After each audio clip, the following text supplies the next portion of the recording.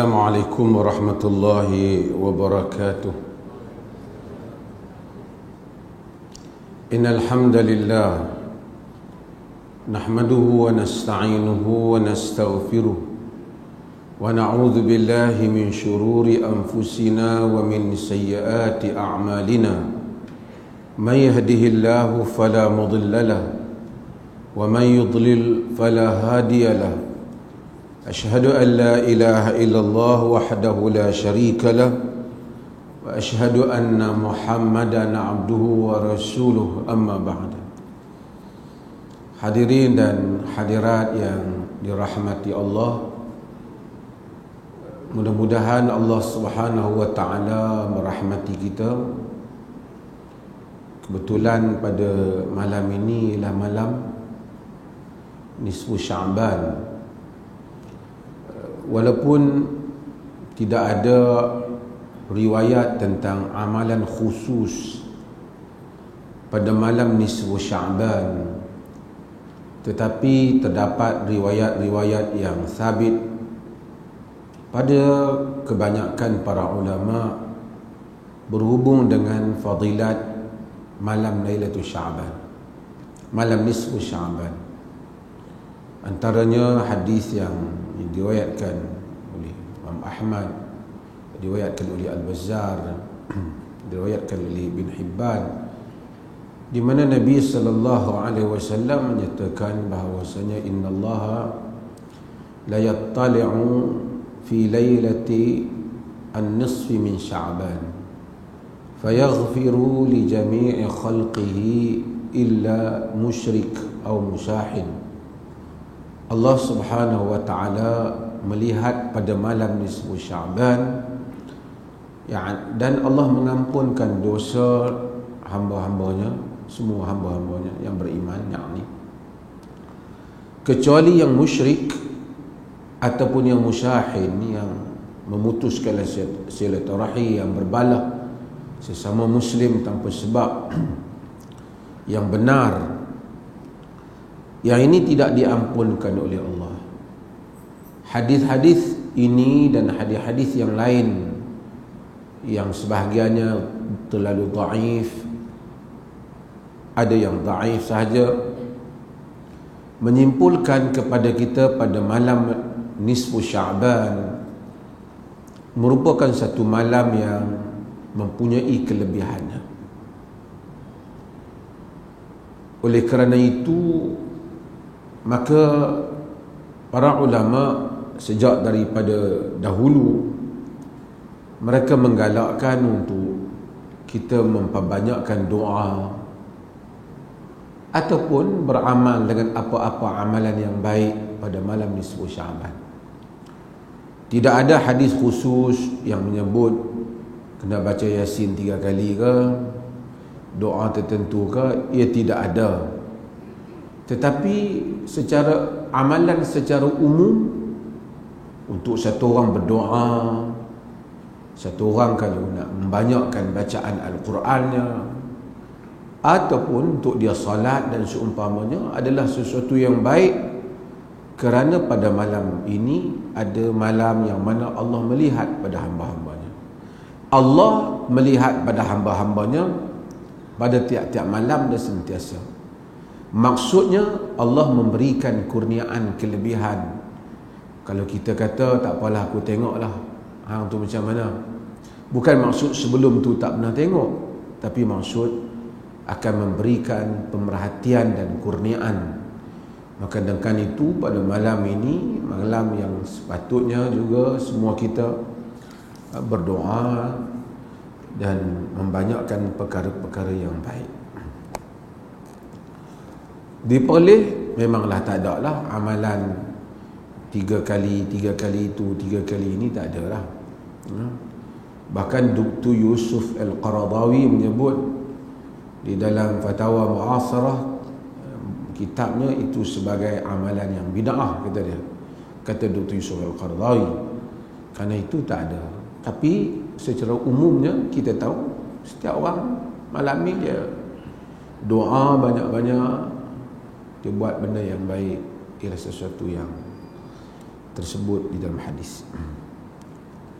Wa an Aisyah radhiyallahu anha anna walidatan sauda kana laha khiba'un fil masjid fakana ya'tini fatahaddathu indi.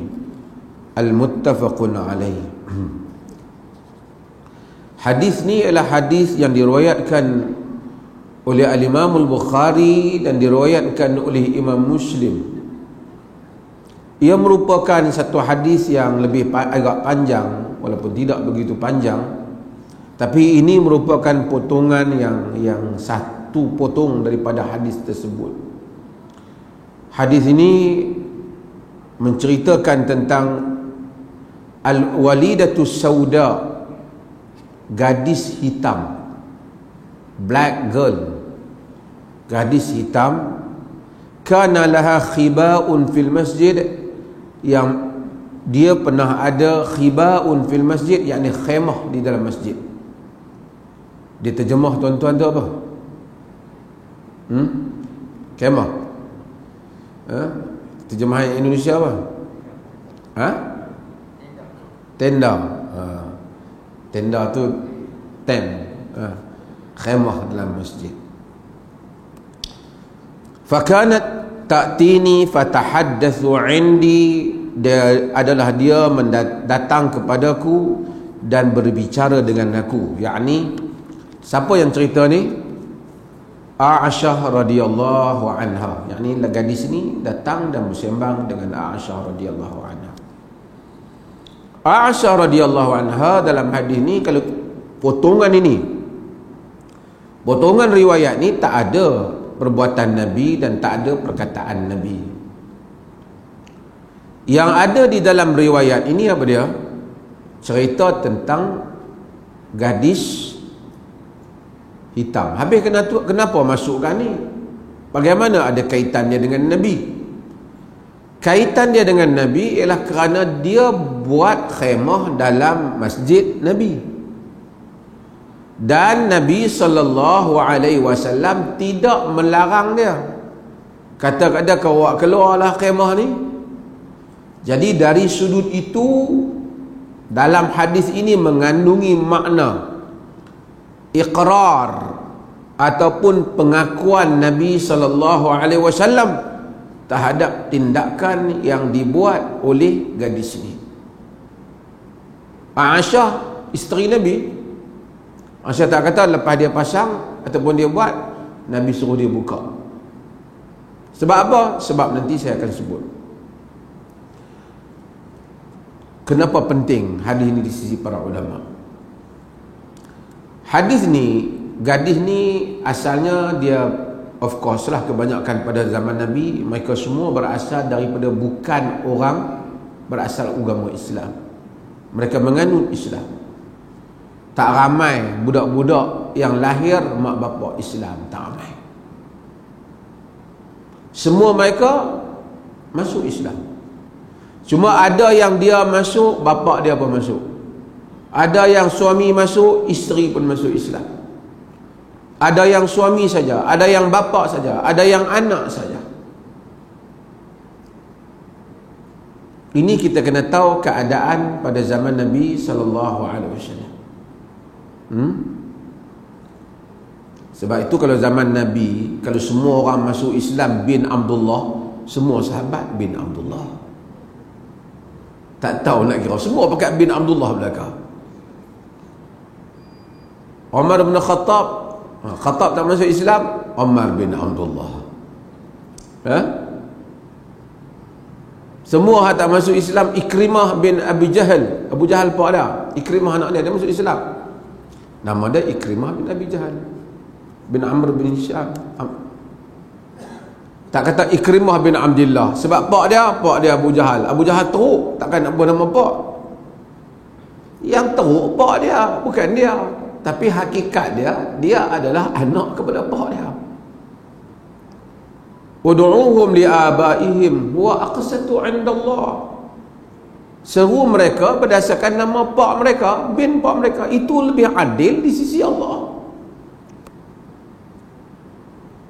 Kalau semua orang masuk, kita pergi buah jadi bin Abdullah, peninglah. Habis sahabat Nabi semua bin Abdullah. Kita pun tak tahu. Nabi tak apalah bin Abdullah, memang Abdullah Nabi itu bapa dia asal Abdullah. Menunjukkan bin Abdullah bila masuk Islam ni, ini amalan di tempat kita. Bukan amalan di dalam sirah Nabi sallallahu alaihi wasallam. Dulu lama dah saya sebut benda ni. Ada orang kata ni habis kalau bin Arumugum, bin Ram, semua nama, iyalah bin, bukan nama dia. Nama dia kita ubah pasal dia Muslim. Nama bapa dia nak ubah bapa dia tak masuk Islam. Melainkan kalau bapa dia masuk Islam, bapa dia ubah nama dia, tak apalah, bapa dia tak ubah. Macam mana pun, walaupun kafir bapa dia, anti Islam pun, dia tetap bapa dia. Sebab itu yang selalu kita baca, Allah kata, wa in jahadaka ala an tusyrika bi ma laysa laka bihi ilm fala tuti'huma wasahibhuma fid dunya ma'rufa. Kalau kedua ibu bapa kamu bersungguh-sungguh nak bagi kamu syirikkan aku dalam perkara yang kamu tidak ada pengetahuan mengenainya, jangan kamu taat pada mereka berdua. Wasahibhuma fid dunya ma'rufa, dan berbuat baiklah, bersahabatlah dengan mereka di dalam urusan dunia, dalam perkara dunia dengan cara yang baik. Pak dia, ini kita nak kena ubah. Sebahagian daripada amalan itu tak tepat.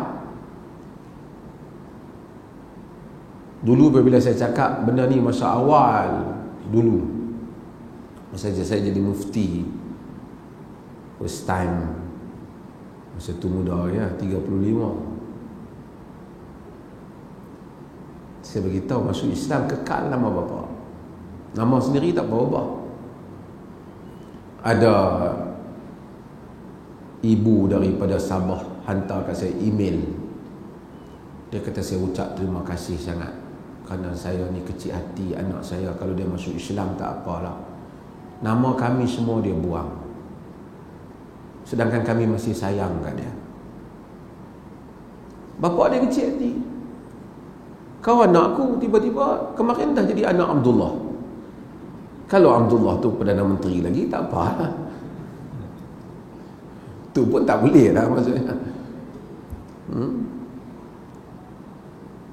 Kita ada benda yang dia amalkan dalam masyarakat kita, bukan mestinya betul, walaupun di endorse oleh otoriti agama di setengah tempat.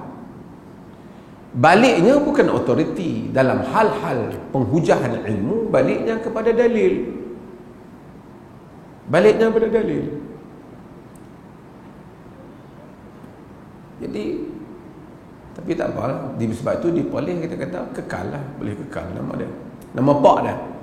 Hatta nama dia nak kekal tak apa, dia tak boleh mesti nama Arab. Bukan mesti nama Arab. Awang ada orang Melayu, ada orang nama Awang, awak kita tak ubah. Awang bukan nama Arab. Boleh tak orang tu masuk Islam dia kekal nama dia David? Boleh. Tak boleh tak? David nama orang putih Kristian, tak ada. David, Daud. Kalau dia nak kekal boleh ke? Cuma barangkali dia tak mau dia terpisah dengan masyarakat Islam, dia pilihlah nama supaya dia known in Muslim society as a Muslim. Itu pun nak tengok lah. Kalau dia duduk di negeri yang majoriti bukan Muslim, dengan nama dia macam tu, dia jadi susah kat dia. Dia boleh remain nama dia yang asal, selagi nama dia tu bukan kekufuran.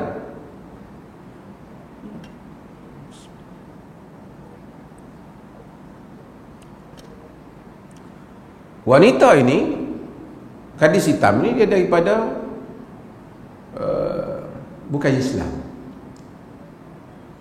Kemudian dia buat khaimah di masjid Nabi tu.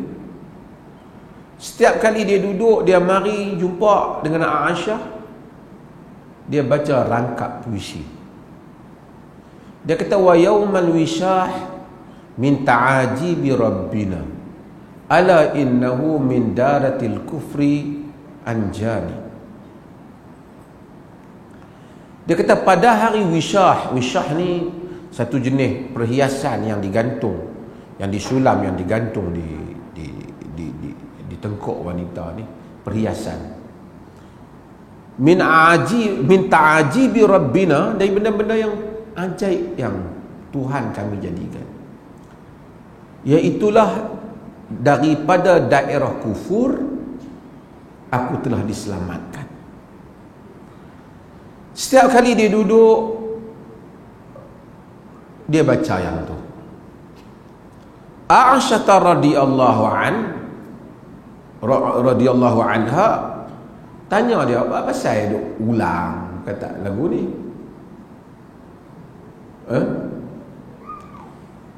Dia kata, dia cerita, dia dulu daripada masyarakat kafir, negeri kafir dia. Depa telah tohmah dia curi pantai hiasan. Lalu mereka periksa semua dia, tubuh dia, sehingga kepada kemaluan dia mereka periksa, tuduh dia curi. Dalam tuduh dia tu, tiba-tiba Tuhan selamatkan dia. Mari burung macam burung orang sewa kan, alat panggil hadah, kites, burung. Jadi burung tu ludah, muntah perhiasan. Orang kali dia makan makanan tu, dia tertelan. Betul-betul masa dia duk cek dia. Dia tengok, hampa tuduh aku, tu dia keluar. Lalu selamat dia. Kerana peristiwa itulah dia lari. Dia pergi jumpa Nabi dan kemudian dia menganut Islam. Jadi setiap kali dia nak duduk, dia bacalah puisi itu, yang rangkap itu. Jadi Aisyah tanya, itu cerita dia. Sebelum saya nak sambung cerita dia, kita tuan-tuan, dalam hidup ni kadang-kadang ada peristiwa-peristiwa yang berlaku. Sebahagian peristiwa tu kita tak berapa suka di sudut kejadian itu. Kita tak happy, kita tak gembira, ataupun mungkin menyakitkan kita. Tetapi kerana peristiwa-peristiwa yang sebahagiannya itu menyakitkan kita, Allah jadikan hal yang lain berlaku. Banyak dalam hidup kita. Fa'asa an takrahu syai'an wa huwa khairul lakum. Boleh jadi kamu tak suka dengan satu benda, dia baik pada kamu. Tak semua kejadian-kejadian yang pahit itu akan menatijahkan kepahitan dalam hidup kita. Banyak kejadian yang pahit menatijahkan kebaikan dalam hidup seseorang. Berapa ramai orang yang kembali kepada agama kerana sakit, kerana demam, kerana kehilangan harta. Berapa banyak orang yang bangkit bertahajud dan lekat tahajud dengan hidup dia sebab satu kesusahan yang pernah dia lalui, lalu dia bangun bertahajud pada Allah, sehingga hari ini dia bertahajud dengan Allah. Berapa orang yang belajar bersedekah kerana satu kesusahan yang dia lalui. Sebab itu hidup ni, urusan hidup ni kita tak tahu. Besar mana kita, pandai mana pun kita. Pandai orang kata ada, kita bukan tahu apa nak berlaku ke depan. Berapa banyak orang yang pandai, tergelincir ia. Berapa banyak orang yang kita sangkakan tangkas, tewas dia. Sebab itu apabila kita melafazkan Ya Hayyu Ya Qayyum birahmatika astaghith aslih li sya'ni kullah wala takilni ila nafsi tarfata ain. Kita lafazkan sungguh-sungguh, Ya Hayy Ya Qayyum, dengan rahmatmu aku memohon pertolongan. Aslih li sya'ni kullah, baikilah urusanku kesemuanya sekali. Wala takilni ila nafsi tarfata ain, jangan kau serahkan aku pada diriku walaupun sekelip mata. Kalau Allah tidak serahkan kita kepada diri kita dan urusan kita berada di tangannya, kita selamat insyaAllah. Walaupun dunia mencaturkan kita tewas, kita tidak tewas. Walaupun manusia mungkin nampak telah tewas kita, penghujungnya kita tidak tewas. Tapi kalau Allah tidak mengatur urusan kita, serahkan kita pada diri kita, kita mungkin rasa kita menang, tapi akhirnya kita menyesal terhadap kejadian yang kita tersenyum mengenainya.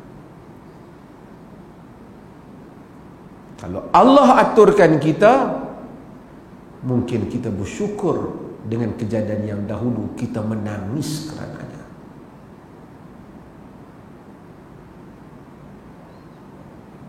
Itu makna ubudiyah, penyerahan diri, tawakal kepada Allah.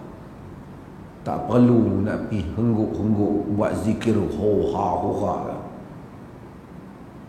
Makna tauhid, makna tawakal, dia bukan dengan pakai serban pergi lompat-lompat. Dia berada dalam dada kita, yang tidaklah kita dapat mencapainya melainkan dengan melalui keinsafan, syukur, istighfar, tahajud, sujud.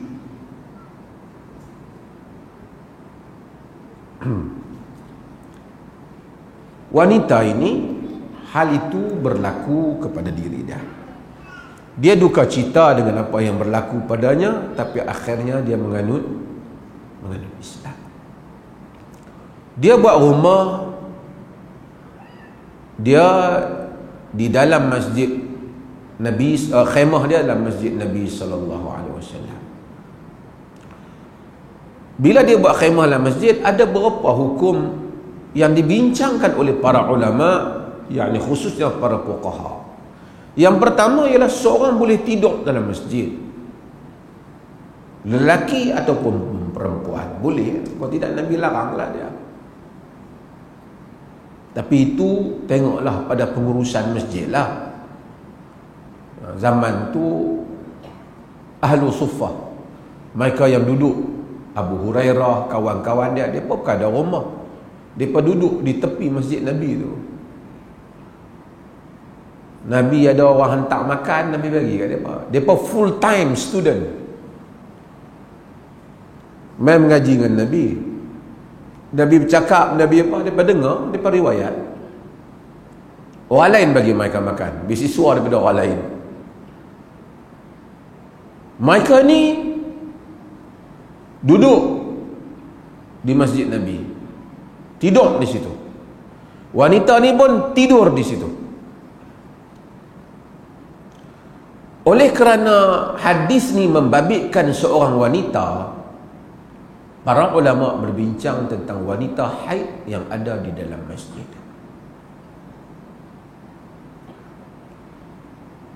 Nabi tak kata kat wanita ni, kamu tak boleh buat khemah, nanti kamu haid, kamu nak pergi sewa mana, dulu bukan ada hotel.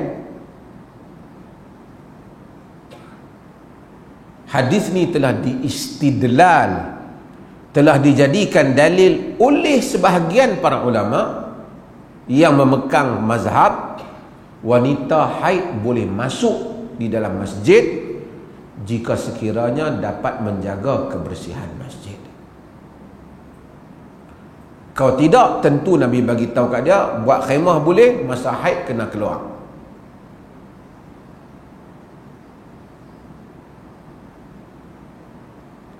Ini menjadi pandangan sebahagian dari kalangan muhakkikin atas alasan hadis ni. Of course dalam mazhab Syafi'i dan selainnya mereka tidak membenarkan.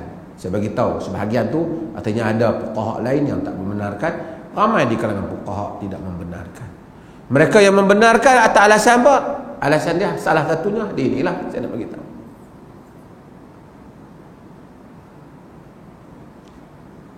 Al-Imam Ibn Hazm Al-Andalusi, Andalus, Spain, terkenal kitabnya Al-Muhalla. Andalus dulu melahirkan tokoh-tokoh yang hebat. Cordoba tu tentu sebut Qurtubi, Cordova,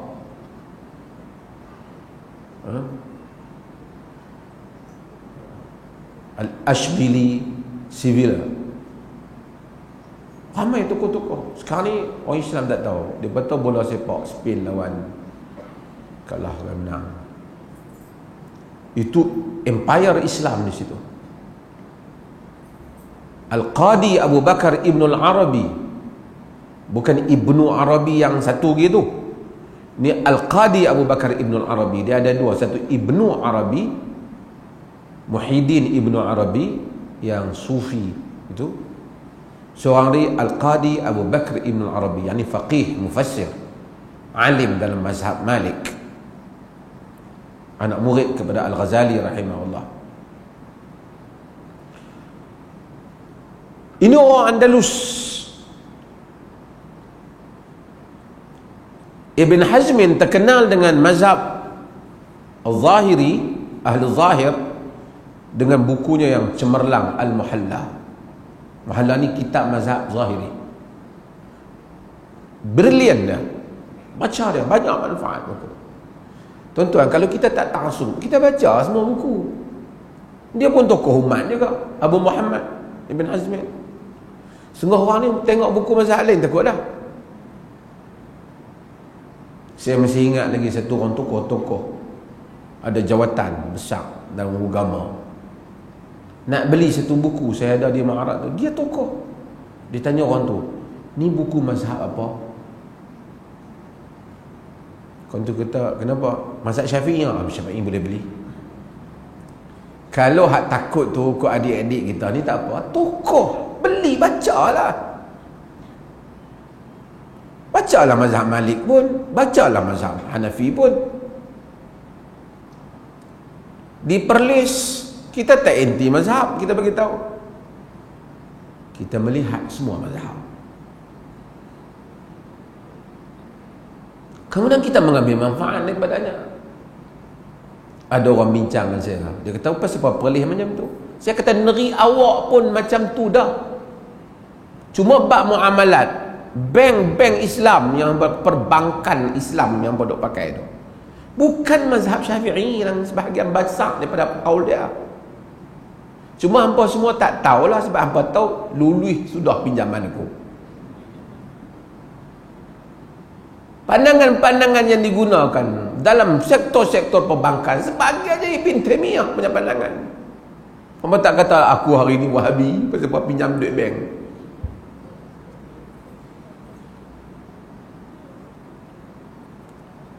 Cuma kami ni beza sikit dengan hampa. Kami dalam muamalat pun lihat macam-macam mazhab, dalam ibadat pun kami lihat berbagai mazhab. Hampa dalam ibadat satu mazhab, dalam muamalat macam-macam mazhab, macam-macam juga, dua-dua hukum belaka. Lagi 5 tahun lagi hampa berubah juga macam kami. Panjang umur kita tengok. Covid baru mai baru ni pun pakai ubah dah. Kan? Ambil kaul-kaul yang lain.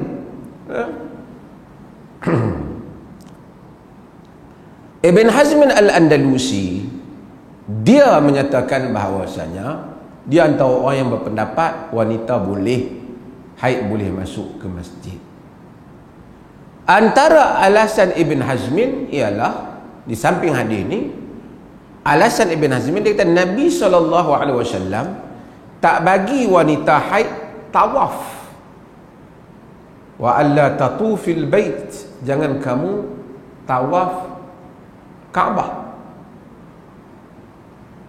Kalau sekiranya wanita haid tak boleh masuk masjid, Nabi tahabbak, tak boleh tawaf. Nabi habak tak boleh masuk masjid pasal Kaabah duduk dalam Masjidil Haram.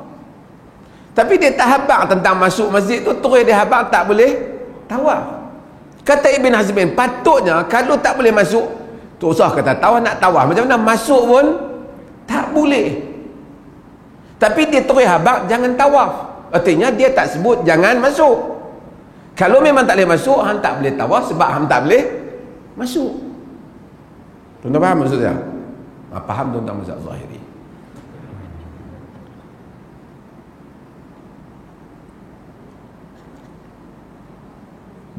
Bukan saja mazhab Zahiri, ramai lagi tokoh-tokoh lain dan fuqaha menyokong pandangan-pandangan ni. Jadi siapa wanita yang haid dia tak mau masuk masjid, tak payah masuk. Itu juga kaul yang disebut dia ramai para fuqaha. Siapa yang nak masuk masjid, dia masuk bersyarat, iaitu dapat menjaga kebersihan. Oleh kerana ada khilaf di kalangan para fuqaha menyukai kalau dah ada khilaf macam ni, kalau tak ada keperluan tak payah masuk lah. Pasal apa nak masuk masjid? Tak ajar nak pergi lepak-lepak, tak payah lah. Tapi kalau dia haid, dia masuk nak dengar kuliah, dia masuk kerana ada urusan, di sana ada kaul yang seperti ini. Bagi satu orang, oh hampa masuk, aku tak mau, tak payah masuk, pegang pada kaul itu. Bagi yang masuk, dia masuk dengan kaul ini, dia masuk. Ini amalan peribadi antara dia dengan Allah. Pihak jawatan kuasa masjid tak payah nak cek mana ni puan ni haid ke tak? Tak payah masuk dah pergi ke dia.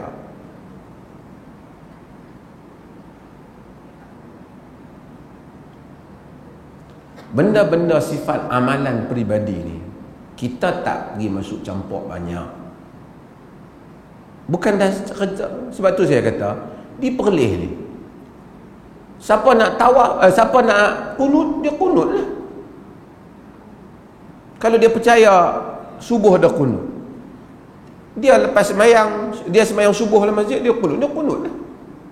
Tapi bila dia ikut imam, imam tidak kunut. Innama ju'ilal imam liyu'tamma bih. Dijadikan imam untuk diikuti, ikut imam. Tok imam tak kunut, pentadbiran. Kerana kaul itu yang dipilih di dalam fatwa negeri Perlis sejak dahulu. Bukan sejak zaman kita ni. Sejak berapa mufti dah itu fatwa. Jadi Tok imam tak kunut lah. Dia kata Perlis tak kunut, dia kata sesat. Pandai hang tambah. Sampai itu Perlis kunut daripada kesat. Orang yang kunut, orang yang tak kunut macam mana? Di negeri-negeri yang larang, di negeri-negeri yang wajibkan imam kunut. Had negeri had tu imam dia kalau tak kunut, dia nanti kena apa? Dia nanti kena tindakan. Dia pun tak kata wajib. Katanya dia pun kata seperti menaqau dalam mazhab Syafi'i. Okey. Wa an Anas radhiyallahu an qala Rasulullah sallallahu alaihi wasallam al-busaqu fil masjidi khati'atun wa kafaratuha dafnuha. Al-busaq daripada Anas bin Malik radhiyallahu an katanya qala Rasulullah sallallahu alaihi wasallam, sabda Rasulullah sallallahu alaihi wasallam, al-busaqu fil masjid khati'ah. Spitting, ludah di dalam masjid adalah is a sin, adalah satu dosa. Kafaratuha dafnuha. Nak padam dosa tu macam mana? Kambuih dia, cuci dia lah. Pasal apa Nabi sebut dafnuha? Ni hadis ni riwayat Bukhari dan Muslim. Sebab zaman dulu tak ada kapet, lantai dah apa? Pasir. Kalau ludah, dosa dalam masjid. Cara dia korek pasang rambut yang pendek. Tapi kalau ludah atas kapet,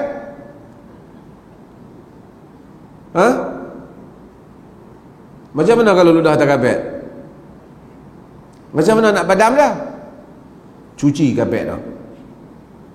Kalau siapa duk sujud, duk bau lagi ludah dia, berdosa dia.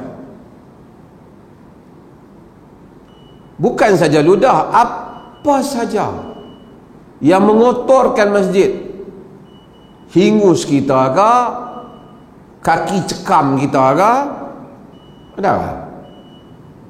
Apa sajalah kotor dalam poket kita ke, kita bagi tumpah dalam masjid, wajib cuci balik.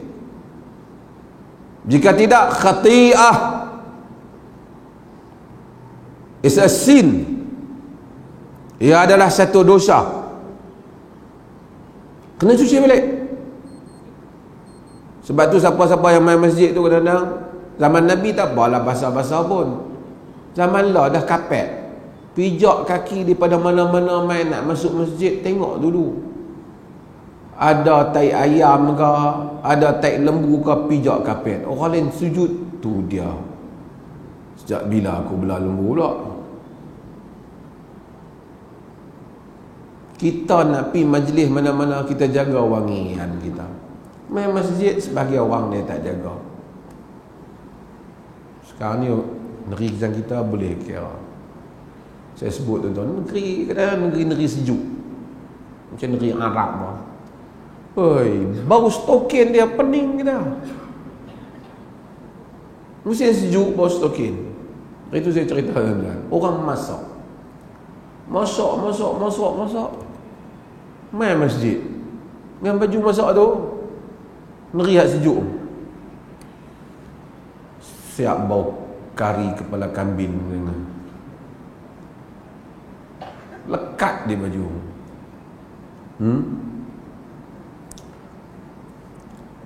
Ni masuk bab apa tuan-tuan? Masuk bab ta'zim hurumatillah. Quran kata apa? Wa man yu'azzim hurumatillahi fahuwa khairul lahu 'inda rabbih. Sesiapa yu'azzim hurumatillah fahuwa khairul lahu 'inda rabbih. Sesiapa yang membesarkan penghormatan tempat-tempat mulia, yang tempat-tempat mulia Allah, macam masjid ni, fahuwa khairun 'inda rabbih, fahuwa khairul lahu 'inda rabbih, itu lebih baik untuknya di sisi Tuhannya. Masuk nak pergi masjid, pakai elok-elok sikit, tanda menghormati orang. Tuan-tuan, main masjid, kadang-kadang saya sebutlah, orang nak setuju tak setuju kena sebut. Orang di airport, orang tak isap rokok. Di bangunan kerajaan, orang tak isap rokok. Main masjid, isap rokok. Setengah orang dia kata, Allah, kita isap pun tak jadi apa pun. Orang tua-tua kata, hari mai ke depan, dia tak mai ke belakang. Hari ni dia cakap pandai, dia belum tahu besok apa yang Allah buat dengan kerengkung dia dan jantung dia. Panjang umur kita tengok orang-orang jenis ni, masa duduk hisap dengan kawan-kawan dia tu, sakanlah bersembang kan, dia pun marah kita hisap juga. Tapi dia tak tahu apa yang akan Allah lakukan kepada dia nanti. Tidak hari ni, besok, tidak besok lusa, tidak lusa ada lagi hari, tak pun pada hari dia berdiri di hadapan Tuhan, tidak menghormati hurumatillah, tempat-tempat yang Allah muliakan.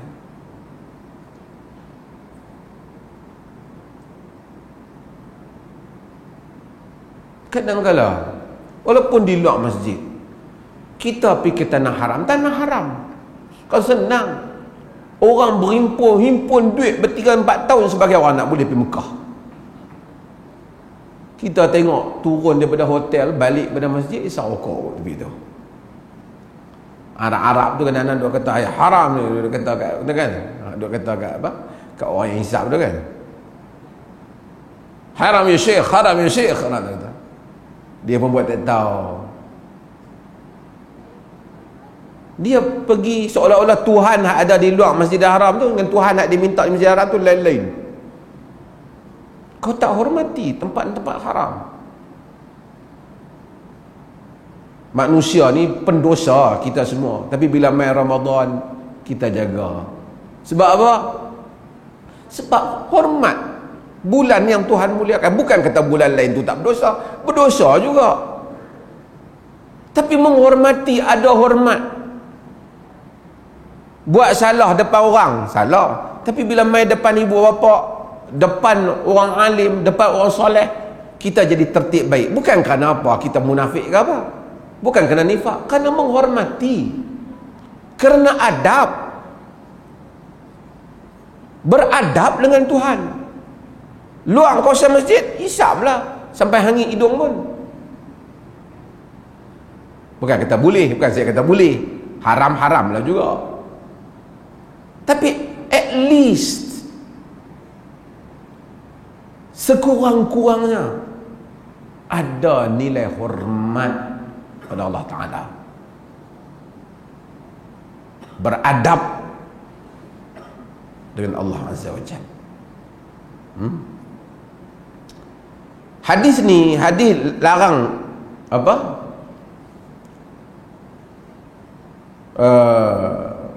Ludah dalam masjid ni timbul perbincangan sebab dalam hadis lain Nabi kata tentang orang sembahyang, Nabi fal yabsuq an yasarihi aw tahta qadamihi al-yusra. Hendaklah dia kalau dalam sembahyang dia nak ludah, ludah hari tu kita baca ludah belah mana? Ludah belah kiri. Ludah Nabi kata di belah kiri atau di bawah kakinya yang kiri. Kata boleh pula. Bila ada hadis yang bertentangan dengan hadis dengan macam ni, nampak zahirnya bertentangan, dia taufiqkan, dia gabungkan hadis itu. Dia gabung apa? Kena tengok. Tak mungkin Nabi cakap benda yang bertentangan. Kita yang faham bertentangan, Nabi tak mungkin cakap yang bertentangan. Yang ni dia panggil muskilul hadis. Imam Syafi'i tulis kitab Ikhtilaful Hadis, Mukhtalaful Hadis. Hadis-hadis yang nampak bercanggahan pada zahirnya, tapi ia tak bercanggahan apabila dikaji. Kata mereka, larang ludah dalam masjid. Yang kata ludah di belah kiri itu ialah kalau semayang di luar masjid, di rumah kita, di tempat lain, tak apalah ludah belah kiri di rumah kita. Itu pun terikat dengan undang-undang yang lain lah. Dah tahu isteri kita duduk tidur belah kiri, puih pi ludah dia. Kawan duduk tengah tidur, tengok-tengok, kenapa ludah? Abang semayang tahajud lah. Tak boleh lah. Kalau dah ludah belah kiri ada orang, jangan ludah bawah kiri, ludah di bawah kaki.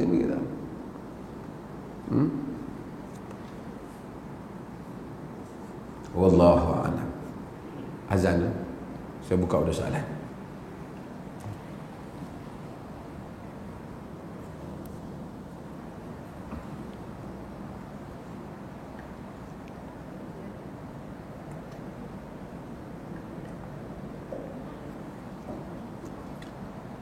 Allahu Akbar, Allahu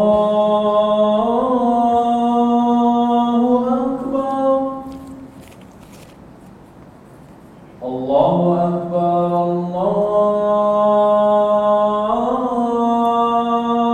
Allahu Akbar.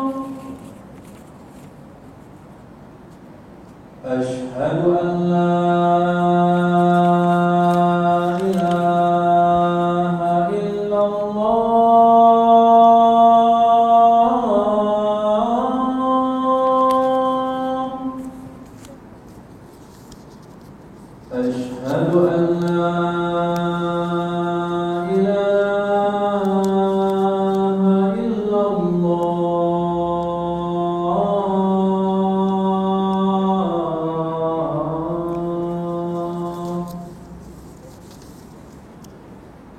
Asyhadu anna Muhammadar Rasulullah.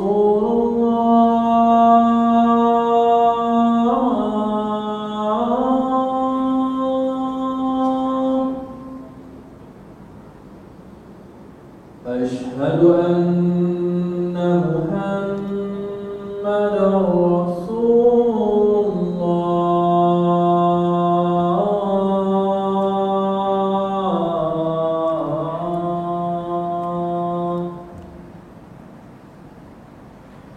حي على الصلاة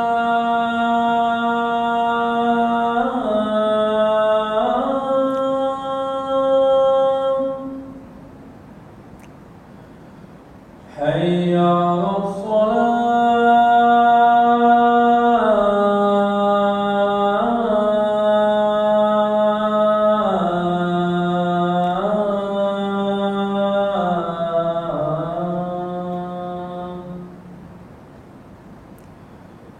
حي على الفلاح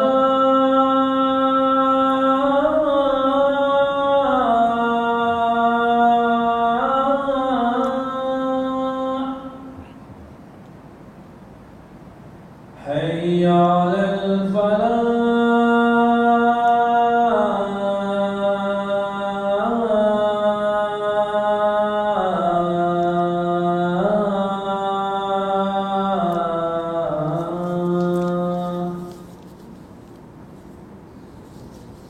الله أكبر الله أكبر لا إله إلا الله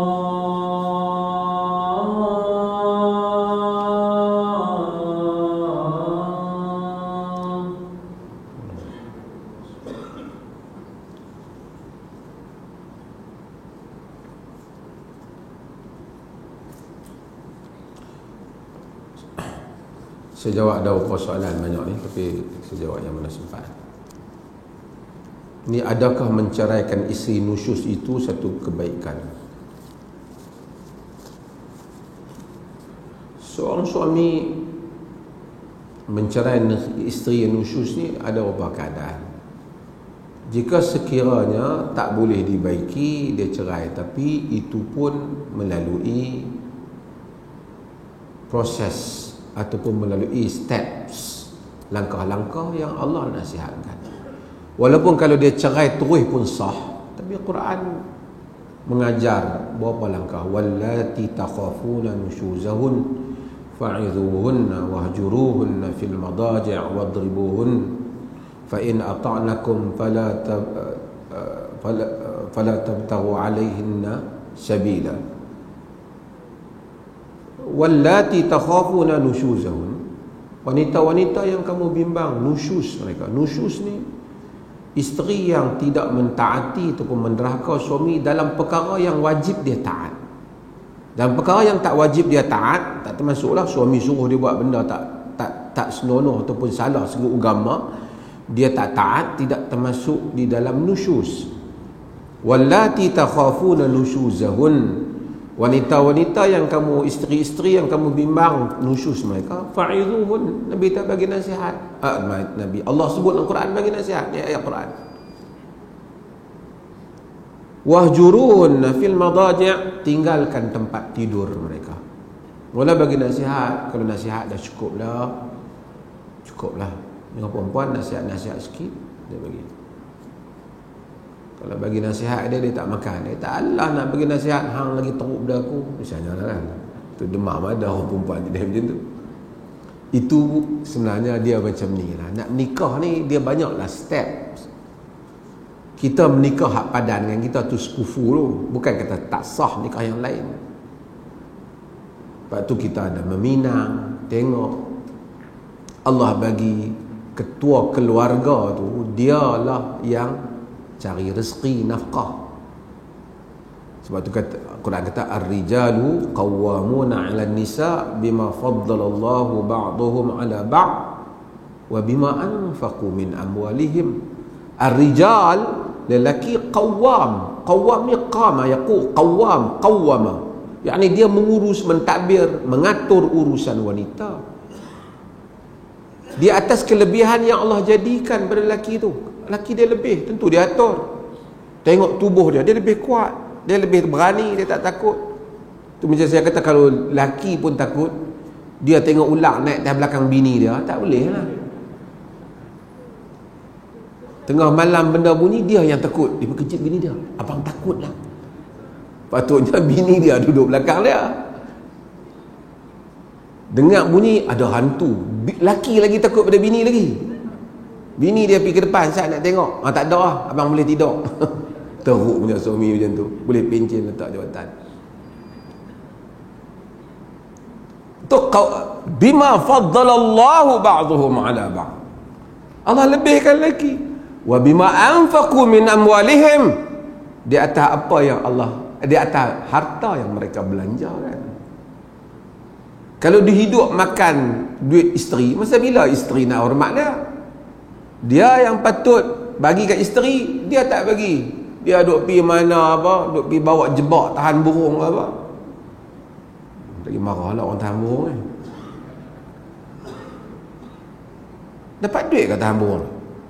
Ha? Sabang saya tengok orang yang tahan burung ni. Tahan burung, kita lalu duduk senyap. Buat apa bang? Tak ada apa tu. Jaga kawasan ni, tanam pokok lah. Tak lah tu. Buat apa? Tak ada apa tu. Siapa duduk tang ni? Tahan burung. Oh, burung tu banyak je duduk turun kawasan saya. Saya pergi tengok di kedai tadi RM8 seekor. Ha? RM8 boleh lah kalau dia jual burung tu, kok ada orang nak bela ke apa kan. Berjam nak dapat RM8 tu. Pergi tanam pokok lah kot, dapat berapa boleh. Pergi memancing. Mancing kalau betul dapat buat balik rezeki tak apa. Tak ada pasal duduk tengah. Lelaki membelanjakan. Wa bima anfaqu min amwalihim, belanjakan. Sebab tu wanita dia kata, sebab tu lelaki ni dia, kita ni bapak ni apa dia? Wali anak perempuan kita. Wali tu maksud apa? Bukan boleh terbang. Wali tu maksudnya protector. Kita pelindung. Bapa melindungi anak perempuan, suami melindungi isteri. Kita lindung dia, kita cari makan pada dia, sakit demam dia, ketakutan dia. Tiba-tiba dia derhaka kat kita, memanglah melampau. Tapi kalau dia duit dia kita makan, semua hak dia kita makan, kerja dia buat, kita duduk tidur saja, bangkit-bangkit kata hang derhaka kat aku tu. Nak neraka mai kat mana? Dia tak buat kerja. Nak tengok dulu. Okey, tak apa. Kata suami menunaikan tanggungjawab dia, then isteri derhaka. Fa'izuhun, nasihatkan mereka. Wahjurunna fil madaji', tinggalkan tempat tidur dia. Tak usah tidur dengan dia. Kalau tak usah tidur dengan dia, dia tak apa. Misalnya kalau isteri ni halus perasaan dia, sedih suami tak tidur dengan dia, ada 2 malam pergi tidur kat lain. Melainkan suami tu tak steady kan. Aku lega kata lelaki aku tak tidur dengan aku dah, kata serabut je dah.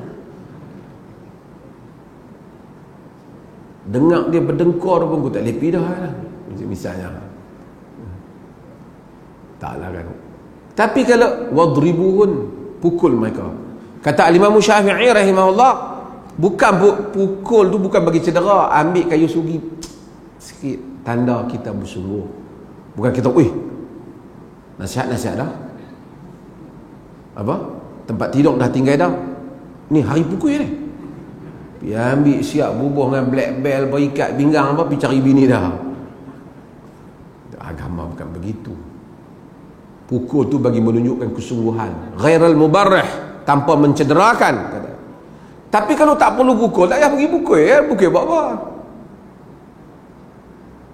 Tapi kalau semua isteri ni jenis ketegak, tak mau, tak ada apa, suami dia ketegak, suami dia nak simpan tak boleh, tuan-tuan nak ketegak.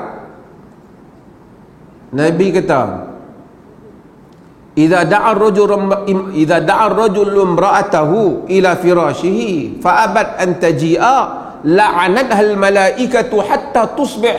Dalam hadis riwayat Imam Al-Bukhari, jika lelaki panggil perempuan, suami panggil isteri ke tempat tidurnya dan dia enggan, malaikat laknat sampai ke pagi. Pasal apa? Pasal lelaki ni, itulah tempat dia untuk dia mendapatkan yang halal. Lepas tu isteri tak mau, sakit kepala dah. Melainkan isteri dia tu haid, ataupun isteri dia baru bersalin, sakit. Cuma wa'ashiruhunna bil ma'ruf, jauhilah isteri dengan cara yang ma'ruf, dengan cara yang baik. Taklah kata bila boleh bergaul dengan isteri tu, bergaul dengan isteri sampai ke orang tu separuh nyawa. Dia dengan cara yang baik, dengan cara yang kedua-dua pihak suka. Kalau isteri tu jenis tak keluar rumah, tak tentu kalau pergi dengan mana, tak boleh, out of control and beyond your ability untuk control dia, better letak jawatan. Kau tanya saya, tak boleh nak control dia. Saya dengan ini meletakkan jawatan saya sebagai suami, tulis kat dia. Itu bahasa rasmi ya, tak rasmi.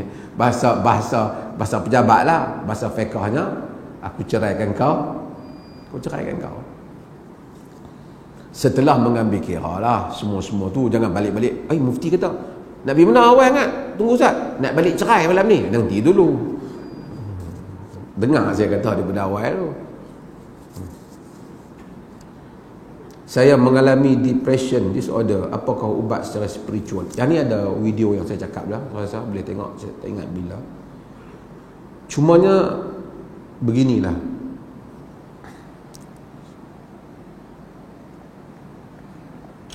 orang depres ni cakap kita senang lah, tapi orang yang lalui bukan mudah, dia serabut. Saya selalu sebut tentang kadar bebanan itu dengan kadar kita melihat bebanan. Kadang-kadang bebanan tu kecil, tapi kita pergi nampak besar, dia jadi besar. Di mana diri yang kita letak? Kucing kecil pada kita, besar pada tikus. Pasal dia tikus.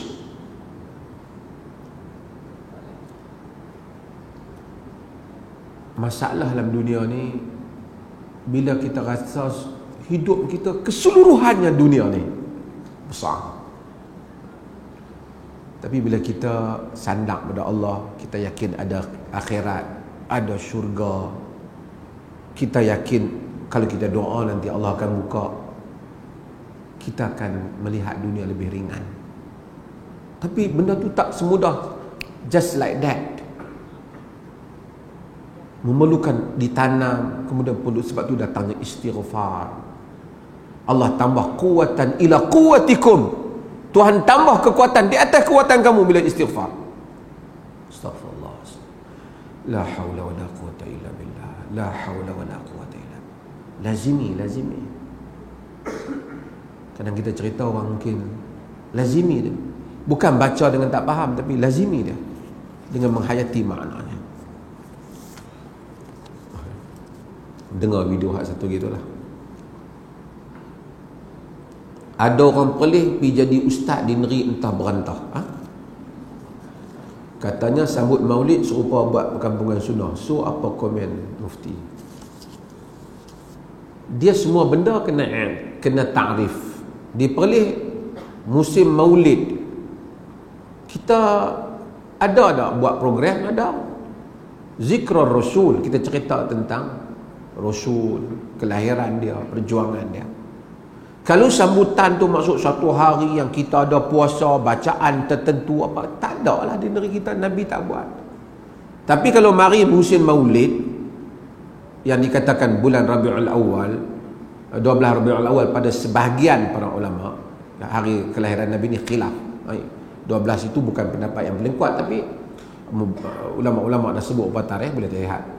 Cumanya kita cerita tentang maulid, kita cerita tentang Nabi, kelahiran Nabi dan seumpamanya ini. adi, satu benda yang biasa. Kita lalu ke Masjid Alwi, ni Masjid Alwi. Kita lalu musim Rabiul Awal, kita kata pada bulan ni dikatakan Nabi lahir. Kemudian kita cerita sirah Nabi.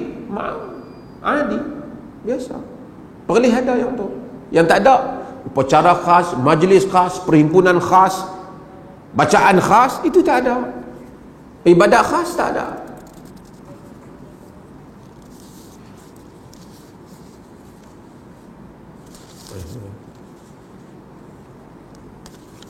Saya di negeri, jika saya seorang penduduk negeri W ni apa? Rakyat negeri W, bolehkah saya menerima pakai fatwa negeri Z bagi saya keluarga? Oh, tuan-tuan, fatwa apa yang tuan-tuan nak pakai? Fatwa ni asal perkataan fatwa bukan hak dalam konteks Malaysia ni. Fatwa ni dia kira hak rasmi ni lah. Tapi kalau tuan-tuan pergi tanya hukum pada satu orang ustaz yang tuan-tuan yakin ilmu dia bagi tahu hukum tu, itu fatwa. Cuma yang tuan-tuan sebut fatwa dalam konteks ni ialah fatwa yang rasmi, yang kerajaan punya. Kalau tuan-tuan duduk nak semayang satu solat, tuan-tuan tak tahu, tuan-tuan tanya satu ustaz, dia bagi tahu, itu fatwa. Sebab dia kata an-nasu ala mazhabi muftihim, manusia di atas mazhab orang yang memberi fatwa kepadanya. Kalau benda tu amalan antara tuan-tuan, antara kita sahaja ataupun kita dengan orang yang kita kenal, dan dia bersetuju dengan pandangan itu, maksudnya di tempat mana pun boleh amalkan fatwa yang kita yakin. Tapi kalaulah perkara berkaitan dengan perkara yang diguna pakai sebagai pentadbiran negeri berkenaan. Contoh, tuan-tuan yakin talak 3 jatuh 1 misalnya. Ini saya buat contoh dulu, tapi sebut bila contoh.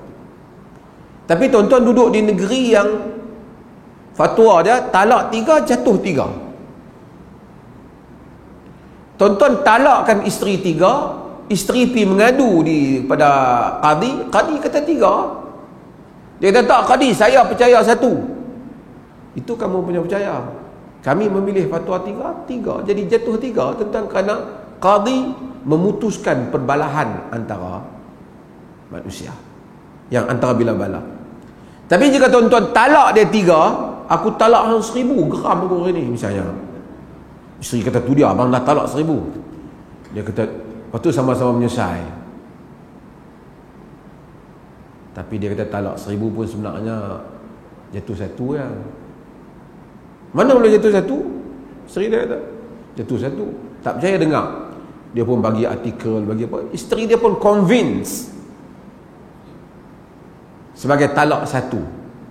Dan dia mengambil itu sebagai dia telah ditalak dengan 1 talak. 1 lah. Tapi kalau isteri tak convince, tak kira, abang kata 3, abang kata 1000, saya kira 3. Dia mengadu pada hakim. Hakim kata 3. Jatuh jadi 3. Kerana hakim memutuskan perbalahan dah.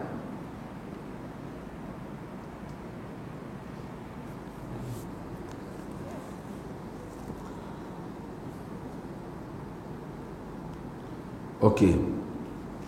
Ada soalan orang duk tanya saya ni, saya nak jawab halah ni.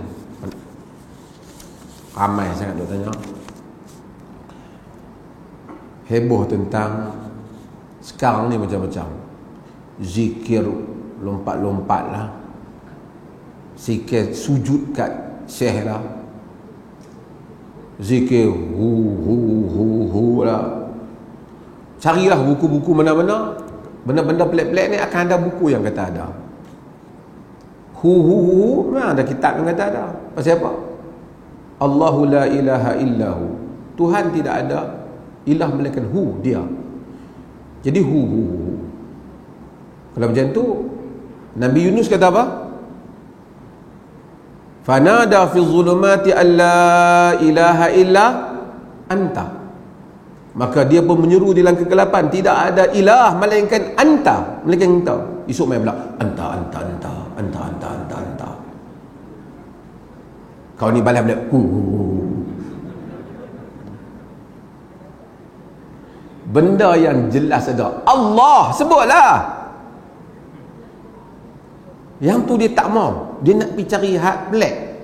Kemudian dia pergi carilah qaul ar-Razi lah, apa semua. Yang konteks sebutan mereka itu boleh jadi dia kata huwa, api pi ambil jadi hu, lepas tu lepas tu bunyi dalam je maqam sampai. Telah berzikir Nabi SAW. Ada orang yang lebih afdal zikir daripada zikir Nabi. Telah berzikir Abu Bakar, Umar, Uthman, Ali dan para sahabat. Ada mereka buat hal ini. Semua yang terang ni, yang Nabi kata taraktu fikum amrain, dia tak mau. Yang Nabi kata bahawasanya fa innahu man ya'ish min ba'di fasayara ikhtilafan katsira fa alaikum bi sunnati wa sunnatil khulafa'ir rasyidin al mahdiyyin min ba'di. Siapa yang hidup selepas aku akan melihat perbalahan yang banyak. Kamu pegang sunnahku dan sunnah khulafah. Dia tu semua dia tak mau. Tak syok. Hak Nabi tinggal Quran, tinggalan pusaka Nabi, Quran sunnah tak syok. Dia pergi cari kasut siapa tu, dia kata tu kasut Nabi. Dia pergi cari rambut siapa, dia kata rambut Nabi, dia lelong. Sedangkan pusaka hak darah jelas ni hak Nabi ni pusaka dia. Pusaka yang ni dia tak minat. I'm not interested. Lepas tu orang tu, ada satu jenis kasut, dia pun jumpa kasut Nabi. Tu dia pakai api. Ada kitab Sahih Bukhari, Nabi punya. Okey, boleh lah. Bahkan kalau baca kerap sikit, dia kata apa? Wahabi je.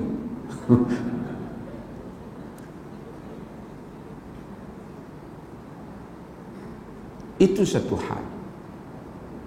Ambil, saya cuba kata, ambil calculation, simple calculation. Kalaulah zikir ya Allah, ya Rahman, subhanallah, alhamdulillah, Allahu Akbar, ni semua fadilat dia sebutlah hadis sahih ni. Subhanallah al-azim, subhanallah bihamdihi, dia sebut. Khafifatan 'ala lisan, thaqilatan fil mizan, semua Nabi sebut. Ringan pada lidah, berat pada timbangan. Tak menarik. Kalau sebut yang tu, confirm betul. Dia tak? Confirm betul Nabi. Tak style. Tak style.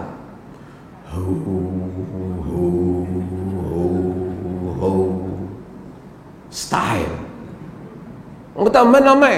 Nak bagi kata boleh tu terpaksa cari kitab yang ni keadalah di sudut kau ni kata ambil yang tu. Yang hadis kata boleh terang tu, yang tu dia tak minat. Dia kata ni dalil la ilaha illahu, ni la ilaha illa anta. Anta. Lepas tu hu bunyi. Esok bunyi anta. Ta. Tengoklah. Bila dibenarkan macam-macam kamai. Di atas dalil ada kitab mana sebut. Kitab macam-macam.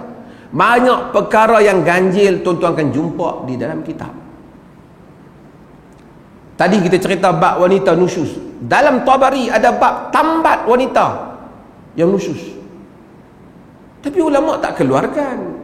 Pasal itu qaul yang pelik. Kerana selain daripada Nabi tidak maksum. Because their words are not divine. Perkataan mereka bukan wahyu. Ditimbang setiap perkataan dengan kitab dan sunnah. Bila tak konsisten dulu, bukan nak mengumpat Jakim, saja nak mengusik dia. Dulu Jakim, lagi Jakim saya pergi mesyuarat, dia akan tanya kan, Datuk sebut apa tu? Tak apa, saya sebut apa-apa sebelum dia tanya. Dulu Jakim keluarkan fatwa Al-Arqam sesat. Pasal apa? Nusyari pergi mengaku masa tu jumpa apa? Jumpa Nabi. Ada dialog lagi dia dengan Nabi, rakam. putuskan sesat, tangkap kawan tu. Semua operasi dibuat, tangkap di Thailand dengan kesesatan ajaran dia. Sekarang dengan usaha beberapa pihak, berapa kali dah kertas kerja masuk tendang dalam mesyuarat saya dah. Duk usaha juga ada orang masuk nak bagi kata boleh pula yaqazah ni. Tak boleh sekali awak main kertas lain pula. Tak boleh sekali. Saya ingat dah 4 kali dah main. Pergi cari orang tarikat mentang. Akhirnya tuan-tuan tengok tu, hak perempuan hak pergi mengaku jumpa Nabi di masjid Nabi tu. Yang Nabi kirim salam kat saya. Kan? Perempuan tu. Ada juga nama aku terselit dia tu.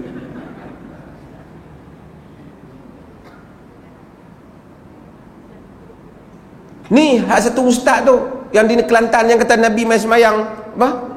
Di surau dia ke apa tu? Kalau you benarkan benda ni, semua orang akan buat macam-macam dakwaan. Besok jangan pelik, akan ustaz kata madu hak saya ni malam tadi Nabi mai makan. Kalau you nak kod, macam-macam ada orang kata di atas andaian. Sebab tu kalau dalam fiqh ni kata Nawawi dalam Syafi'i kata, apa kata Nawawi dalam qadha? Apa kata Ibn Hajar Al-Asqalani? Hatu tak mau pula pakai, cari orang lain pula. Baru ni ada bentang nak salahkan lepas tu tak apalah. Tapi bawa pasal antara salahnya kerana kata Tuhan di dalam, dia nampak Tuhan bergabung dengan Tuhan ni salah. Lepas tu dia betulkan pula yang Husain Mansur Al-Hallaj. Husain Mansur Al-Hallaj tu yang telah dihukum kufur oleh para ulama, pada majoriti para ulama yang kata Allah di dalam jubah aku. Dia kata Hallaj tak apa, dia ada maqam dia. Oi, kalau geng kita boleh, bukan geng kita tak boleh. Ni macam ni hak yaqazah ni. Syari dulu sampai kena tangkap, sekarang nak menjadi boleh balik. Termasuk isu tarikat Syekh Nazim.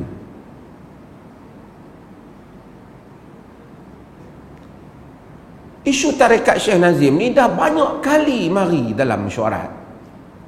Saya bukan bocor minat mesyuarat, saya cerita dalam mesyuarat. Banyak kali mesyuarat.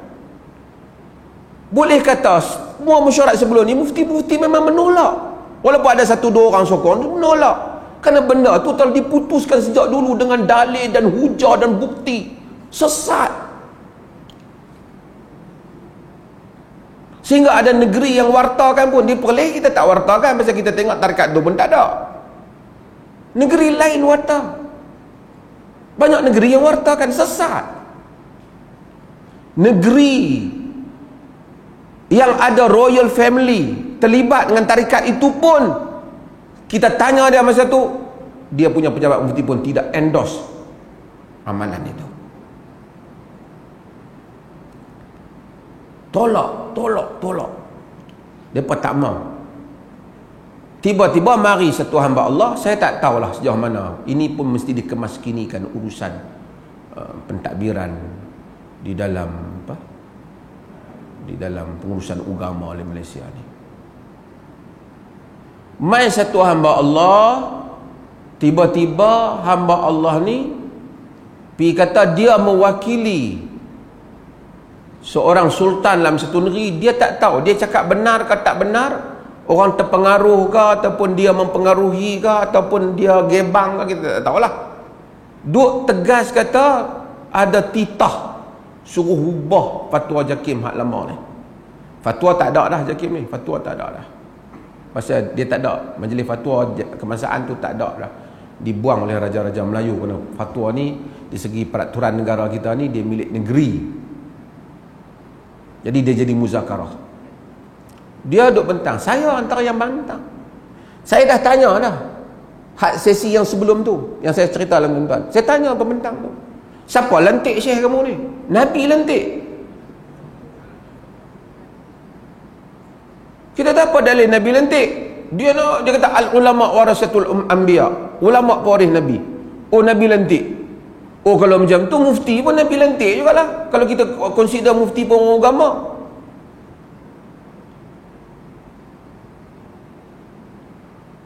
Dia ada benda lain. Dia nak kata mereka ni Nabi sendiri main berjumpa lantik mereka. Lepas tu dia ni mari bawa satu orang yang tarikat tu juga. Main bentang kata bahawasanya semua amalan hak kita kata sesat tu tak ada dah. Tak ada apa. Tuan-tuan tengok tarikat ni dalam YouTube banyak. Orang sujud kat dia lah. You tak kira yang berdangsa sampai 1 pagi tu.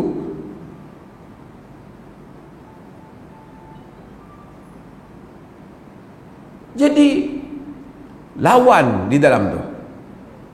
Faham tak? Jadi tak boleh buat. Yang jadi payah siapa? Dia duk kata tak boleh. Ini ada titah.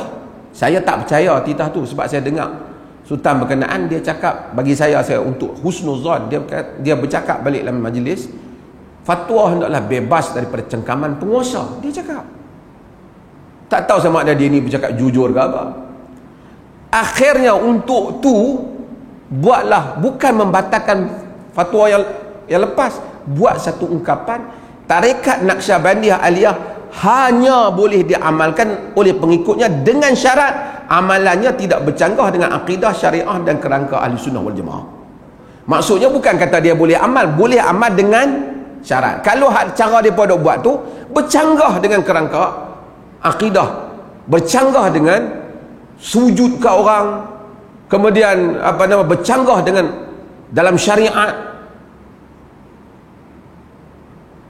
dia nak ambil perkataan tu saja.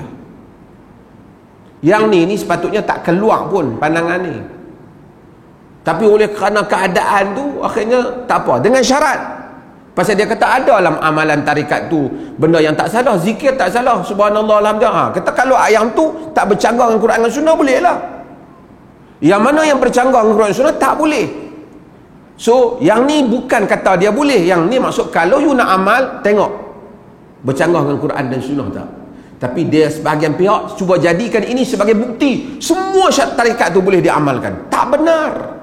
Kalau itu kita tak setuju maksudnya. Mungkin ada negeri yang mufti dia setuju, kalau mufti dia tarikat apa tu pula. Negeri yang mana ada keluarga diraja terlibat dengan tarikat ni pun, pejabat mufti dia pun tidak keluarkan endorsement terhadap tarikat ini.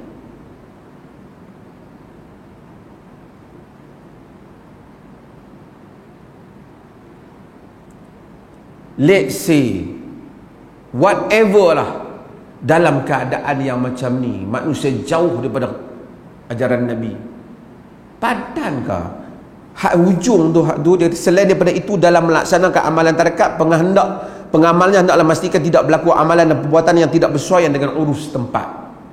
Ya, dia buat macam tu pula. Tak apalah, urus tempat. Sesuaikah you pergi melompat-lompat ni? Sesuaikah sujud kat orang ni? Kita berzikir menta'zimkan Allah. Lagi zikir, lagi ingat Allah. Allah yang maha besar. Ni zikir, sebelum nak zikir, bayangkan wajah syekh.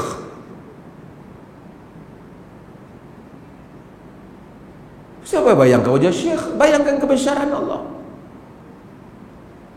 Sayyid Ramadan Al-Buti rahimahullah, dia Asy'ari.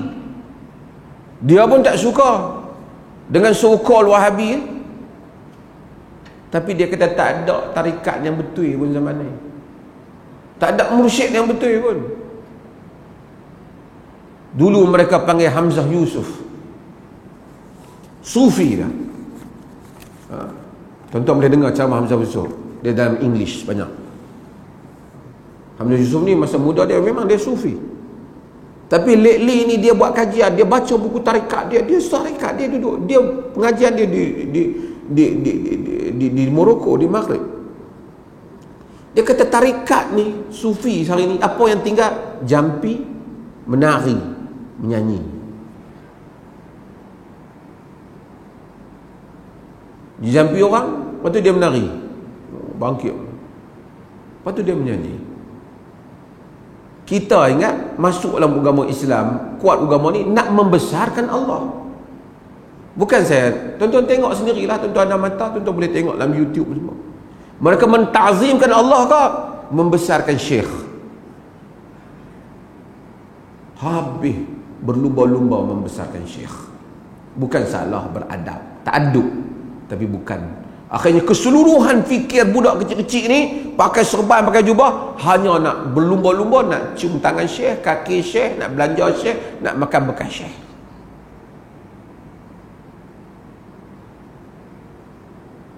Saya bukan kata orang bila orang sallallahu ala Muhammad Allahumma ataupun dia sallallahu ala nabiyina Muhammad apa, kita terbayang ya Allah selawat kepada Rasulullah. Maknanya beri kurniaan kepada Rasulullah, tapi tak terbayang yang tu dah. Selawat kalau nampak kebesaran syekh. Padahal selawat tu sendiri bukan minta kat Nabi. Selawat tu minta Allahumma salli. Ya Allah, aku memohon kepadamu, selawatkanlah kepada Nabi. Minta kepada Allah untuk Nabi. Jadi selawat dijadikan untuk apa? Syekh datang selawat, seolah-olah yang diselawat tu syekh tu. Dah tak nampak dah permohonan pada Allah Ta'ala.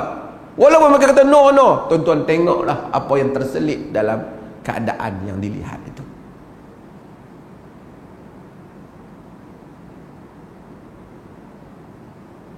Wa khairul hadi hadi Muhammadin sallallahu alaihi wasallam.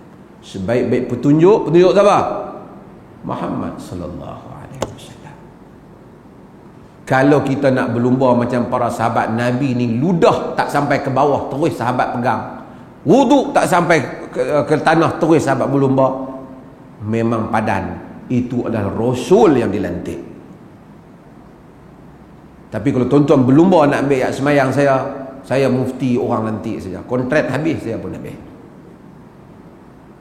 Tuan-tuan nampak baik saya duduk di depan bercakap dengan tuan-tuan. Hakikat di sisi Allah tak tahu. Jujur dengan agama kita.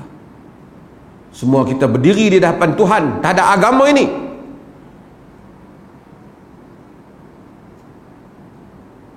Nak guna agama untuk angkat kita banyak macam jalan pergi seluruh sikit, serban bagi labu sikit.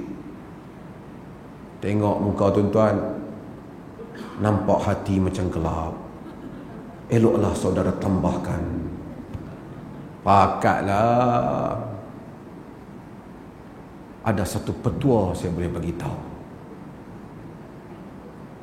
Tengah hujan, pergi duduk tengah-tengah.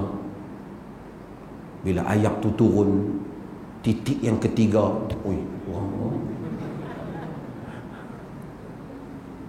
macam tu orang suka lah. Tapi kita Rasulullah hujan turun, kena baju hadis ahdi bi rabbi, ya baru turun di sisi Tuhan. Ini biasa. Ini biasa. Sebaik-baik petunjuk ialah petunjuk Nabi kita Muhammad sallallahu alaihi wasallam.